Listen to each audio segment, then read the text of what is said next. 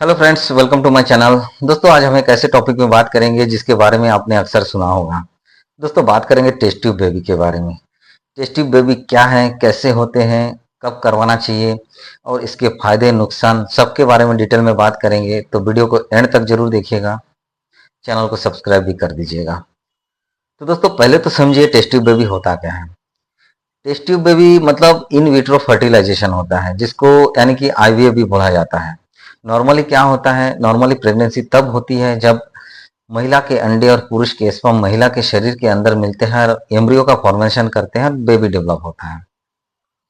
लेकिन कई बार क्या होता है, मेडिकल प्रॉब्लम की वजह से ये नेचुरल प्रोसेस हो नहीं पाता, जिसकी वजह से प्रेगनेंसी नहीं आती। तब क्या करते हैं, डॉक्टर महिला के ईग को लेते हैं, अंडे को लेते हैं और पुरुष के स्पर्म को लेते हैं। इसको लेने के बाद एक स्पेशल लेबोरेटरी में, एक डिश में या तो टेस्ट ट्यूब में इसका फर्टिलाइज किया जाता है। और जब एम्ब्रियो बन जाता है तो उसको लेके महिला के यूटेरस में उसको डाल दिया जाता है। अगर एम्ब्रियो यूटेरस में अच्छे से चिपक जाता है तब जाके प्रेगनेंसी होती है। तो इसी प्रोसेस को आम भाषा में टेस्ट ट्यूब बेबी कहा जाता है। दोस्तों, आगे बात करेंगे टेस्ट ट्यूब बेबी कब करवाना चाहिए। मतलब जब महिला में फिलिपियन ट्यूब ब्लॉक हो, फिलिपियन ट्यूब अच्छे से काम नहीं कर रहा है, तब जाके ये प्रोसेस किया जाता है। इसके अलावा अगर मान लीजिए मेल में स्पर्म काउंट कम हो या तो स्पर्म में प्रॉब्लम हो, तब करते हैं। या तो ओवुलेशन में प्रॉब्लम हो, ओवुलेशन में दिक्कत आ रही है, तब भी करते हैं ये वाला प्रोसेस। कभी कभी एंडोमेट्रियोसिस प्रॉब्लम में भी की जाती है। इसके अलावा कभी कभी क्या होता है, अनएक्सप्लेन्ड इनफर्टिलिटी, मतलब क्या होता है, प्रेगनेंसी क्यों नहीं हो रहा है इसका पता नहीं चल पा रहा है, तब जाके करते हैं। दोस्तों, अब बताऊंगा टेस्ट ट्यूब बेबी का प्रोसेस, स्टेप बाय स्टेप बताऊंगा। पहला तो है ओवुलेशन स्टिमुलेशन। मतलब इसमें क्या होता है, महिला को इंजेक्शन लगाया जाता है। इंजेक्शन इसलिए लगाया जाता है ताकि एक से ज़्यादा अंडा बन सके। नॉर्मली क्या होता है, एक ही अंडा बनता है। अगर एक से ज़्यादा अंडा बनेगा, डॉक्टर चाहते हैं कि एक से ज़्यादा अंडा बने, इससे क्या है, चांसेस बढ़ते हैं। होता है एग रिटायरेबल। एग रिटायरेबल मतलब होता है अंडे को निकालना। अल्ट्रासाउंड की मदद से या तो एक नीडल के थ्रू ओवरी से अंडे को निकाल लिया जाता है। इसके बाद होता है स्पर्म कलेक्शन। स्पर्म कलेक्शन में क्या होता है, जो मेल पार्टनर होते हैं उनसे स्पर्म के सैंपल को लिया जाता है। अगर मान लीजिए स्पर्म स्पर्म में कुछ प्रॉब्लम है तो एक स्पेशल टेक्निक का इस्तेमाल किया जाता है। अब बात करेंगे फर्टिलाइजेशन इन लैब। इसमें क्या होता है, एग और स्पर्म को एक स्पेशल पेट्री डिश या तो टेस्ट ट्यूब में मिलाकर फर्टिलाइज किया जाता है। मतलब कभी कभी क्या होता है, स्पर्म को सीधा डायरेक्टली एग के अंदर इंजेक्ट किया जाता है।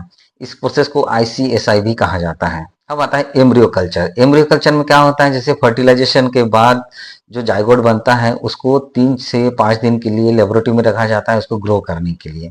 अब आता है एम्ब्रियो ट्रांसफर। एम्ब्रियो ट्रांसफर मतलब सबसे हेल्दी जो एम्ब्रियो रहता है उसको सिलेक्ट करके महिला के यूटेरस में डाल दिया जाता है। इसके बाद नेचुरल प्रोसेस की तरह प्रेगनेंसी डेवलप होती रहती है। अब बात करेंगे इसके सक्सेस रेट के बारे में। मतलब इंडिया में इसका सक्सेस रेट 30 से 50% के बीच में रहता है। ये डिपेंड करता है पेशेंट के कंडीशन, एज और उन क्लिनिक के ऊपर डिपेंड करता है। मतलब ज़्यादातर जैसे अगर 35 साल से कम एज में चांस ज़्यादा रहता है इसमें। तो अब बात करेंगे टेस्ट ट्यूब बेबी के फायदे के बारे में। पहला तो है उन कपल के लिए उम्मीद है जो बच्चे नहीं कर पा रहे थे। इसके अलावा फ्रोजन एम्ब्रियो टेक्निक की मदद से फ्यूचर में भी प्रेगनेंसी पॉसिबल है। जेनेटिक प्रॉब्लम को अवॉइड करने के लिए एम्ब्रियो स्कैनिंग फैसिलिटी भी अवेलेबल है। इसमें स्पर्म डोनर, एग डोनर भी अवेलेबल रहते हैं, ये भी मिलते हैं। अब बात करेंगे इसके नुकसान के बारे में। इसमें क्या होता है, इसमें कभी कभी एक से ज़्यादा बच्चे भी पैदा हो सकते हैं, कभी कभी 2 बच्चे भी पैदा हो जाते हैं। इसके अलावा जो सर्जरी और प्रोसेस है, इंजेक्शन है, उसके द्वारा कभी कभी पेट में दर्द भी हो सकता है। कभी कभी एक्टोपिक प्रेगनेंसी का भी रिस्क भी रहता है। ये ट्रीटमेंट बहुत महंगा आता है और इसमें 100% गारंटी भी नहीं रहती है। अब बात करेंगे कॉस्ट के बारे में। इंडिया में एक साइकिल आईवीएफ का खर्चा 1 से 1.5 लाख तक होता है। अगर इसको मल्टीपल साइकिल में देखा जाए तो कम से कम 2.5 से 3 लाख रुपए खर्चा हो सकता है मल्टीपल साइकिल में। दोस्तों, आईवीएफ एक मेडिकल मिराकल है जिसकी वजह से आज लाखों लोगों की घर में खुशियां हैं। तो दोस्तों, ये बहुत एक्सपेंसिव ट्रीटमेंट है। तो आप हमेशा एक्सपीरियंस डॉक्टर या तो सर्टिफाइड डॉक्टर से ही इसका ट्रीटमेंट कराएं। तो जानकारी अच्छी लगे तो वीडियो को लाइक करिएगा और चैनल पे नए हैं तो सब्सक्राइब जरूर कीजिएगा। Thank you.